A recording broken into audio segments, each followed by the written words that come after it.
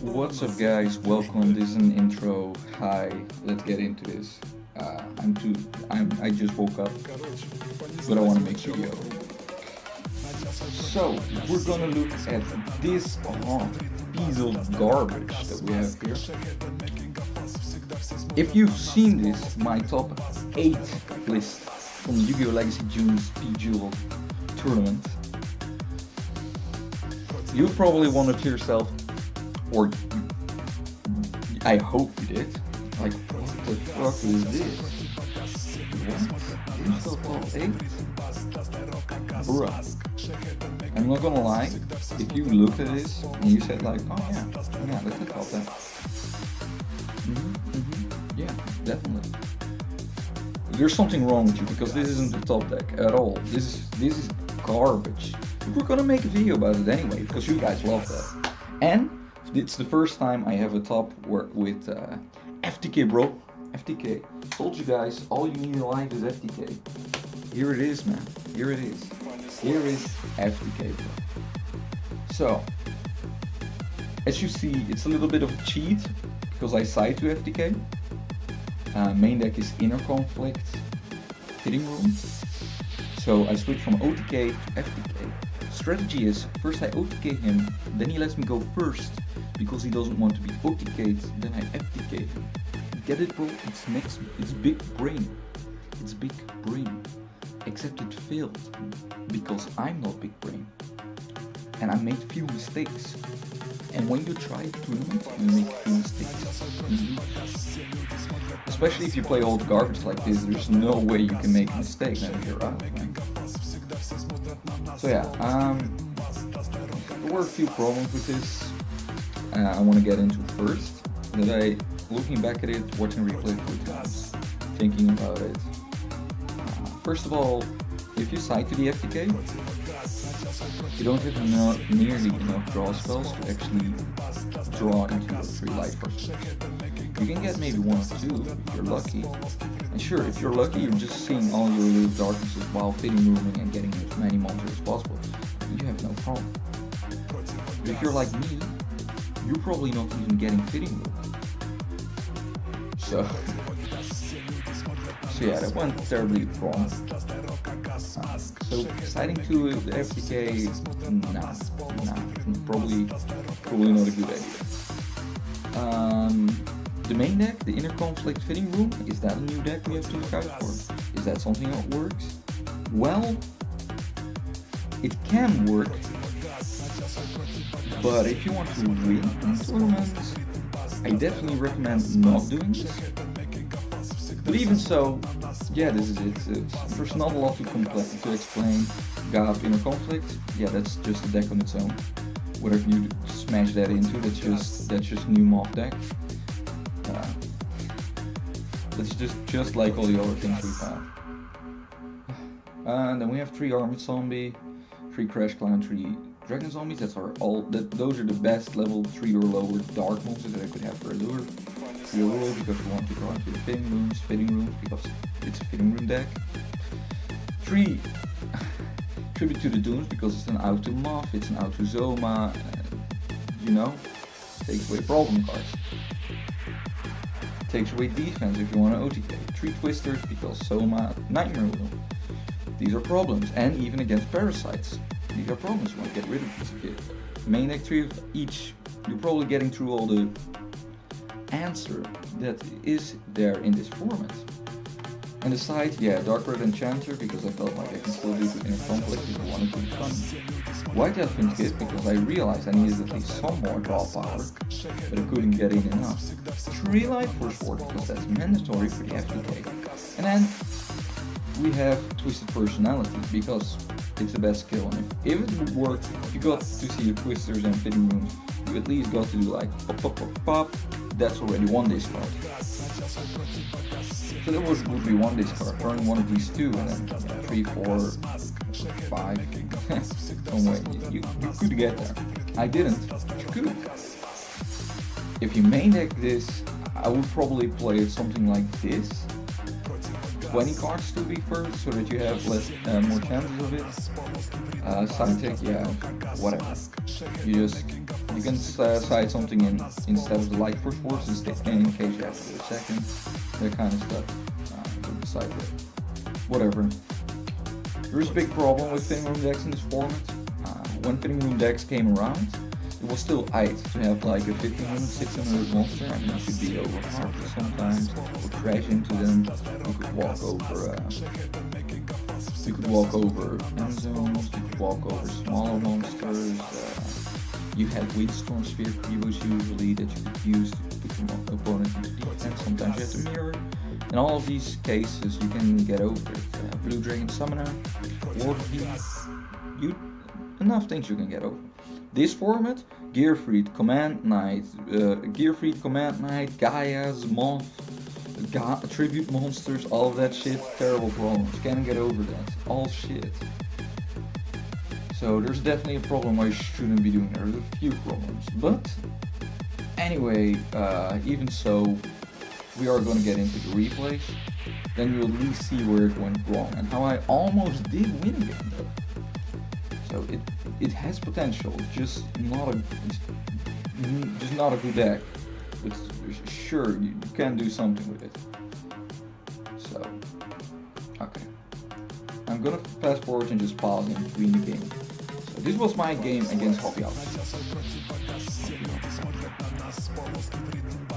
So, as you can see, I didn't open that well. Getting 3 vanillas and an allure just wasn't that good. I decided not to use the allure because if I did the allure and then banish one of my vanillas, first of all, Hobby House would know what deck I'm playing. Now he might set a monster too because he's scared of what I have. If I banish it for 1500 attack vanilla, it's pretty clear what I'm playing. So didn't want to do that, and there wasn't really anything I could draw anyway. I also see this skill, so I'm ready to just see moth decks, and they're not that explosive the first turn usually. It happens, but on average they're still building up as well because they can't go aggro that fast. So he ends his turn with Wild Tornado Victoria. Well, you might notice what kind of spice this is. I can't criticize it, but in the end I lost to it. So, spoiler, I know. You're just gonna see exactly how that's going to be. You're probably wondering how I got into this situation. Now we're going back in time. You're seeing how it happened. So fitting rooms. Well, my luck with fitting rooms was amazing. See, no vanillas, really? Oh, that's so sad. There was the need. You were playing only 9 vanillas and you still had 18 cards in deck. It's logical that you don't get any vanillas. But bro, then why did I get 3 of them in my opening hand that exists out of 4 cards as well? Fucking, yeah. Great, right? So that went terribly wrong. Now my opponent knows what I'm playing. I lost life points. And I didn't get anything out of it. I'm going -1, -800 life points. Great start. So then I activate a lure. Of course, I just get another lure and have to banish my so I know next fitting rooms aren't gonna be worth shit. Then a lure again, I get Twister and Ga. Well, that's at least something, and I just decide like, well, we're gonna lose this anyway, might as well just try and educate. So I pay half my life points, so for the card so that I can get more resources, I get Eudora. Well, that's fine, it's better than walking over it. Flip Armored Zombie, get Gav. Set Twister because I think like he has only 1 card, I'm not that afraid, I can still take damage. So, then I Gav. Attack with both. I'm assuming he has something, but he does nothing. So I'm assuming he's holding this for the next turn when he actually has a monster or something. Then it's his turn, he does Parasite. I won't let him. He didn't have mod, I was very happy with that. If he had mod, I would just have taken the L. I didn't care at this point. Now he shuffles his back. I am well prepared. He's getting enough cards to actually stop me now. He gets double Cyclone, and this is where the fun begins. He sets double Cyclone and Zoma, and he attacks over my Armored Zombie with Gearfried, because literally anything is stronger than your vanillas in this format. I draw. I get Fitting Room. I have only 800 life points left. Fitting Room isn't worth anything. So, but I do realize if any of this card is Nightmare Wheel, and he just Nightmare Wheels my god, yeah, the game is pretty much over, probably. So I set it as a bluff. I attack with God because if that gets in, that's 400 damage, that's game. So I'm pretty sure like this can be game, this can be good. He activates double Cyclone, targets his own card in my back row, and I'm thinking like, okay, oh. Then I see this going to the graveyard, and I know I have lost it. So, and then he flips the Zoma and I just know. Well, if I was a good player, I would have stick with the Conflict Fitting Room deck, because that at least has a strategy that it's kind of good matchup against Mob, because I can go extra aggro and he takes a turn to set up. He also has a lot of back row removal, and I don't do back row that much unless I side into my FTK deck.